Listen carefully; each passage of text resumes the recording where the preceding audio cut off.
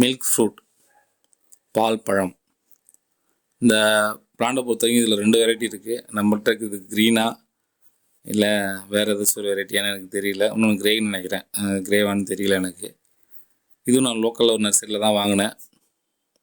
Plant வாங்கும்போது 1.5 அடி தான் இருந்துச்சு. இப்போ நல்ல க்ரோத் இருக்குது. ஸ்டார்டிங் பிளான்டேஷன் பண்ணதுலேருந்து ரொம்ப டல்லாக இருந்துச்சு. சுத்தமாக க்ரோத்தே இல்லை. அந்த 2 லீஃப் வந்துச்சுன்னா அதோடு நிற்கிது. ஒரு 3 மாதமாக என்னடா இது செடி வருமா வராதான்னு சொல்லிட்டு யோசிச்சுட்டு இருந்தேன். அப்புறம் திடீர்னு பார்த்தோன்னா அசுர வளர்ச்சின்னே சொல்லலாம். நல்லா இப்போ பிரான்ச்சஸ்லாம் நிறைய எடுத்திருக்கு. நிறைய புது புது லீஃப் வந்திருக்கு. இது ஒரு ஏர்லை பிளான்ட்னு சொல்லி தான் வாங்கிட்டு வந்தேன். ஆனால் இன்னும் பூக்கள் எடுக்கலை. இப்போ எந்த நர்சரியில் வாங்கினாலும் கொஞ்சம் யோசனையாக இருக்குது. அவங்க சொல்கிறத நம்புறதா நம்ப முடியலன்னு. மேக்ஸிமம் கிராஃப்ட்னா நமக்கு தெரியும், நம்ம கிராஃப்ட் பண்ணியிருப்பாங்க, அதை பார்த்தோன்னு கண்டுபிடிச்சிடலாம். பட் ஆனால் ஏர் லேயர்னு சொல்லி நம்ம வாங்கக்கூடிய பிளான்ட் ஏர் லேயராக என்ன நம்மளால் கண்டுபிடிக்க முடிய மாட்டேங்குது. ஏன்னா அதில் எந்த ஒரு அடையாளமும் கிடையாது. விதைச்செடியை கூட ஏர் லேயர் பிளான்ட்னு சொல்லிட்டு நிறைய நர்சரியில் வித்துடுறாங்க.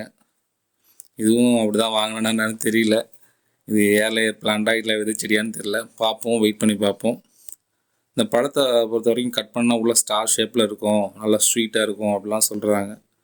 அதேமாதிரி இந்த பழத்தை கட் பண்ணும்போது அந்த வர அந்த லிக்யூட் வெள்ளையாக பால் இருக்கிறதால தான் இது பால் பழம், மில்க் ஃப்ரூட்டுன்னு சொல்கிறாங்கன்னு நிறைய பார்த்தேன். ஆனால் இந்த பழமும் நான் ஒன்றும் சாப்பிட்டதில்லை. இப்போ மேக்ஸிமம் நான் வச்சுக்கிற பிளானில் எதுவுமே மேக்ஸிமம் நான் பழங்கள்லாம் சாப்பிட்டது கிடையாது. ஒரு ஆர்வம் தான், வாங்கி வளர்த்து பார்ப்போம் அப்படிங்கிற ஒரு ஆர்வம் தான். பார்ப்போம், நம்ம தோட்டத்தில் ஃபஸ்ட் டைம் நம்மளே உற்பத்தி பண்ணி ஃபஸ்ட் டைம் நம்மளே சாப்பிட்டு பார்ப்போம், வெளியில் வாங்கி சாப்பிடாம. அதுக்கப்புறம் இவங்க சொல்கிறதெல்லாம் உண்மையான்னு சொல்லிட்டு நான் அப்டேட் பண்ணுறேன். ரொம்ப ஈஸியான மெயின்டெனன்ஸ் தான் இந்த பிளான்ட்டும். இந்த பிளான்ட்டுக்கும் எதுவும் ஸ்பெஷல் கேர்லாம் தேவை கிடையாது. ஈஸியாகவே நம்ம வளர்த்துடலாம். இதுவும் நான் ஒரு பெயிண்ட் வலையில் தான் வச்சுருக்கிறேன். ஃப்யூச்சரில் தான் ஒரு ட்ரம்முக்கு மாற்றணும்னு ஒரு ஐடியா இருக்குது. வாங்க அடுத்த பிளான்ட்டை பார்ப்போம். Red lemon plant. இந்த பிளான்ட் நான் மிசோவில் தான் வாங்கினேன். ஆனால் இந்த ரெட் லெமன் பிளான்ட்டானா எனக்கு ஒன்றும் தெரியல. ஆனால் லெமன் பிளான்ட்டுன்னு கண்டிப்பாக தெரியுது. ஆனால் இலைகளை பார்க்குறதுக்கு தாய்ப்பட்டி லெமன் மாதிரி தான் இருக்குது பார்க்குறதுக்கு. சேம் அதே மாதிரி தான் இருக்குது. பார்ப்போம், பூக்களை எடுத்து காய்கள் வந்தால் தான் தெரியும். நான் நிறைய வீடியோவில் சொல்லியிருப்பேன், ஸ்டார்டிங்கில் எனக்கு பிளான்ட்லாம் எங்கே வாங்குறதுன்னு ஒரு ஐடியா இல்லை, அதனால் ஆன்லைனில் வாங்கினேன் அப்படின்னு சொல்லிட்டு. அது மாதிரி தான் இதுவும் மீஷோவில் வாங்கினேன். வாங்கும்போது சரி ஒரு 1/2 அடி தான் இருந்துச்சு. ரெட் லெமன் சொல்லிட்டு தான் ஆர்டர் பண்ணேன். வரும்போதே ரொம்ப காஞ்சி போய் வந்துச்சு. சரி பிளான்டேஷன் பண்ணி பார்க்கணும்னு பண்ணேன். நல்லா க்ரோத் இருக்குது, நல்லா வளர்ந்துருச்சு. அடிக்கடி க்ரூமிங் பண்ணி விட்ருக்கேன். ரொம்ப பெரிய செடியாக புதராக போக விடாமல் கட் பண்ணி விட்ருக்கேன். மறுபடியும் நிறையா தொழுகள் வந்துக்கிட்டு தான் இருக்குது. ஆனால் இன்னும் பூக்கள் எடுக்கலை. இந்த சிட்ரஸ் ஃபேமிலியை பொறுத்த வரைக்கும் நிறைய பூச்சி தொல்லைங்க, நிறைய பூச்சி தொல்லை. புழுக்களும் பூச்சிகளும் வந்துக்கிட்டே இருக்குது. இந்த வண்ணத்து பூச்சி முட்டைகள் விட்டுட்டு போயிடுது. கொஞ்ச நாள்லேயே பார்த்தோம்னா அதோட லாவாவிலேருந்து சின்ன சின்ன அந்த புழுக்கள், கொம்பு வச்ச புழுக்கள் வந்துடுது. நானும் மருந்துகள் அடிச்சுக்கிட்டே தான் இருக்கிறேன். மருந்துகள் மீன்ஸ் மீன் அமிலம், பஞ்சகாவியெல்லாம் கொடுத்து பார்த்துட்டேன், கட்டுப்படுத்தவே முடியல. வந்துக்கிட்டே தான் இருக்குது. இந்த சிட்ரஸ் ஃபேமிலியில் எல்லாத்துலேயும் இந்த பிரச்சனை தான் இருக்குது. அது போனால் சின்ன சின்ன இந்த மஞ்சள் ஈக்கள் இதுவும் நிறைய இருக்குது. என்ன பண்ணுறதுனே தெரியல. இலைகளெல்லாம் தின்னுடுது. நீங்கள் இது மாதிரி ஏதாச்சும் அதுக்கு மருந்துகள் ஏதாச்சும் பயன்படுத்தியிருந்தால் சொல்லுங்கள். இப்போ நான் ஆர்டிஃபிஷியலாக தான் ஒரு சிலதெல்லாம் பண்ணியிருக்கேன். சாரி, இன்ஆர்கானிக் தான் நிறையா பண்ணிகிட்ருக்கேன். இப்போ இந்த சிட்ரஸ் ஃபேமிலியை பொறுத்த வரைக்கும் அதுக்கு தனியாக நான் மருந்து வாங்கி தான் அடிச்சுக்கிட்டு இருக்கேன். ஏன்னா சாதம் இந்த மீன் அமிலம், பஞ்சகாவியெல்லாம் அதுக்கு எடுபடலை. புழுக்கள் வந்துக்கிட்டு தான் இருக்குது. ஆனால் இன்னும் பூக்கள் எடுக்கலை. பார்ப்போம், பூக்கள் எடுத்து பிஞ்சுகள் வச்சதுன்னா அது ரெட் லெமன்லாம் என்னான்னு சொல்லிட்டு நமக்கு ஒரு ஐடியா கிடச்சிடும். அப்படி வந்துச்சுன்னா நான் உங்களுக்கு ஃப்யூச்சரில் நான் அப்டேட் பண்ணுறேன். வாங்க அடுத்த பிளான்ட்டை பார்ப்போம். தாய்ப்பட்டி லெமன் இல்லை தாய் லெமன், இது மாதிரி நிறைய பேரில் சொல்கிறாங்க. சில பேர் இதை தான் கொடி லெமன் கூட சொல்கிறாங்க. கொடி லெமன்னா கொடி மாதிரி போகும் அப்படிலாம் கிடையாது. கொஞ்சம் காய்கள் பெருசாக இருக்கும் அப்படின்னு சொல்கிறாங்க. உண்மையாகவே செடி ரொம்ப ஹெல்த்தியாக தான் இருக்குது. நார்மல் லெமன் செடியை கம்பேர் பண்ணும்போது இதோட லீஃப்லாம் கொஞ்சம் வித்தியாசமாக இருக்குது. காய்களும் பாருங்கள் எந்த அளவுக்கு பெருசாக இருக்குதுன்னு சொல்லிட்டு. இந்த பிளான்ட் நான் ஒரு லோக்கலில் ஒரு நர்சரியில் தான் வாங்கினேன். காய்களோடு தான் இந்த செடியை வாங்கினேன். வாங்கும்போதே இந்த பிளான்ட்டோட விலை 450 ரூபா இங்கே லோக்கல்லே. ஏன்னா நிறைய காய்கள் இருந்ததாலேயா என்னமோ தெரியல அவ்வளோ ரேட்டு. நானும் செடியை பார்க்கும்போது பூக்களும் காய்களும் இருந்தோடனே ஆசையில் வாங்கிட்டு வந்துட்டேன். வச்சதுலேருந்து எந்த ஒரு துளிகளும் எடுக்கலை.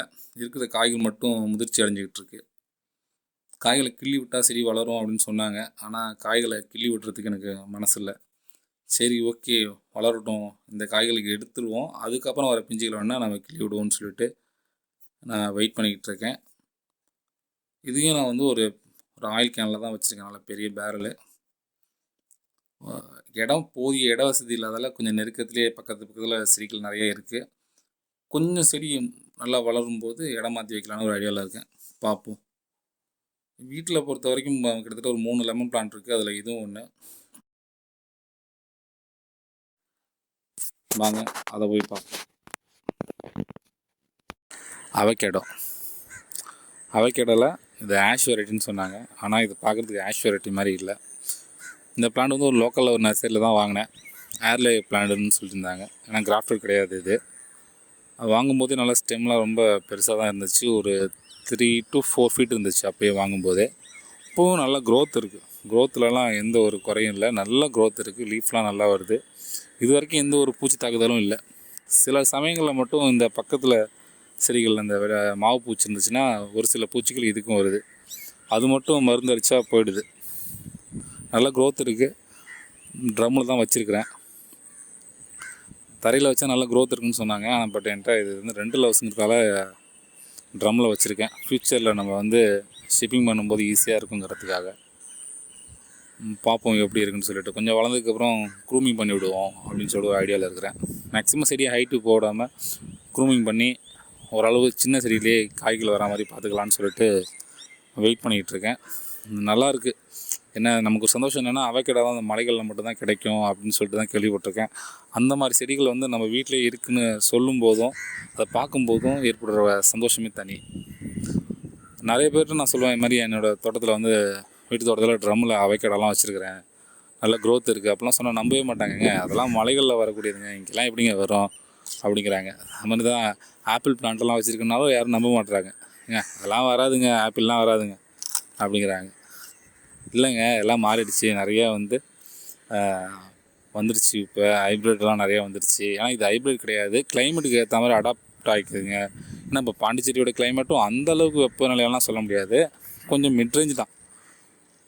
சில சமயங்களில் மட்டும் அந்த சீசன் அந்த வெயில் காலங்களில் மட்டும் ரொம்ப அதிகமாக இருக்கும். மற்றபடி இந்த குளிர்காலம்லாம் ஓரளவு ஒன்றும் பிரச்சனை இருக்காது. தமிழ்நாட்டிலையும் இது நல்லா எல்லா இடங்களும் நல்லா தான் வருது. இது பார்ப்போம் எப்படி இருக்குது அப்படின்னு சொல்லிட்டு ஃப்யூச்சரில் நான் அப்டேட் பண்ணுறேன். மாதுளையை பொறுத்த வரைக்கும் எனக்கு ஒரு 3 வெரைட்டி தெரியும். ஒன்று வந்து அந்த பகவான் மாதுளை, அதுதான் இந்த பிளான்ட்டு. இன்னொன்று வந்து கணேஷ் அப்படின்னு சொல்லுவாங்க. இந்த 2 பிளான்ட்டு தான் மார்க்கெட்டில் ஓரளவு பழங்கள் வந்து பெருசாக வரக்கூடிய பிளான்ட் எனக்கு தெரிஞ்சு. அதில் ஒரு வெரைட்டி தான் இது பகவான் மாதுளை அப்படின்னு சொல்கிறாங்க. இதையும் நான் இன்னும் பெயிண்ட் வேலையை தான் வச்சுருக்கிறேன், இன்னும் ரீபாட் பண்ணலை. ஆனால் கண்டிப்பாக வந்து பூக்கள் எடுத்தாலும் காய்கள் பிடிக்காதுன்னு எனக்கு நல்லாவே தெரியும். சரி, செடியோட க்ரோத் நல்லா இருக்குது, இப்போ ரீபாட் பண்ண வேணாம், கொஞ்சம் நாள் ஆகட்டும், தண்டுகள் வந்து நல்லா முதிர்ச்சி அடையட்டும், அதுக்கப்புறம் ரீபாட் பண்ணலான்னு சொல்லிட்டு வெயிட் பண்ணிகிட்ருக்கேன். மாதுளையை பொறுத்த வரைக்கும் வேரில் ஈரம் இல்லைன்னா செடி காஞ்சிரும். கண்டிப்பாக ஈரப்பதம் இருந்துக்கிட்டே இருக்கணும். வேறு இந்த பூக்கள் எடுத்ததுன்னா ஸ்டார்டிங்கில் வந்து நீங்கள் அலோவ் பண்ணக்கூடாது. இதுலேயும் நிறைய இந்த சின்ன செடியிலே பூக்கள் எடுத்துச்சு, நான் தான் அலோவ் பண்ணலை. ஏன்னா செடியே ரொம்ப சின்னதாக இருக்குது, இதில் பூக்கள் வந்துச்சுன்னா காய்கள் பிடிச்சதுன்னா வளர்ச்சி இருக்காதுன்னு சொல்லிட்டு நான் அலோவ் பண்ணல. நீங்களும் சின்ன செடியாக இருக்கும்போது காய்களெல்லாம் அலோவ் பண்ணாதீங்க. கொஞ்சம் வெயிட் பண்ணுங்கள், செடி நல்லா முதிர்ச்சி அடையட்டும். அப்போ தான் அதில் பிடிக்கிற காய்கள் வந்து நல்ல பெரிய காய்களாக இருக்கும். இல்லைன்னா சின்ன சின்னதாக இருக்கும், அதை உரித்து சாப்பிட்டாலும் நமக்கு ரொம்ப உள்ள அந்த சுளைகள்லாம் ரொம்ப கம்மியாக தான் இருக்கும், வேஸ்ட்டு நமக்கு அது. அதனால் வெயிட் பண்ணுங்கள், நல்ல செடி நல்லா வளரட்டும். வளர்ந்ததுக்கப்புறம் அதுக்கப்புறம் காய்களை அலோவ் பண்ணுங்கள். அதுக்கப்புறம் நமக்கு தேவையான காய்களை அந்த செடிகளே நமக்கு தரும். பார்ப்போம். இந்த கிட்டத்தட்ட என்கிட்ட ஒரு 3 வெரைட்டி இருக்குது. இதில் 2 வெரைட்டி தான் இங்கே வீட்டில் வச்சுருக்கிறேன். இன்னொரு வெரைட்டி வந்து வெளியில் இருக்குது, அதை நான் அடுத்த வீடியோவில் உங்களுக்கு காட்டுறேன். இப்போ அதில் ஒரு பிளான்ட் இது, இன்னொரு பிளான்ட்டு அது அந்தளவு வளர்ச்சி இல்லை. அது என்னன்னு தெரியல, பூச்சி தாக்குதல் மாதிரி ட்ரிப்ஸ் அட்டாக் மாதிரி இருக்குது. மருந்துகள் கொடுத்துருக்கேன், வெப்பெண்ணெய் இன்னைக்கு காலையில் தான் ஸ்ப்ரே பண்ணியிருக்கேன். பார்ப்போம் இது செடி நல்லா வருதா இல்லையான்னு சொல்லிட்டு பார்ப்போம்.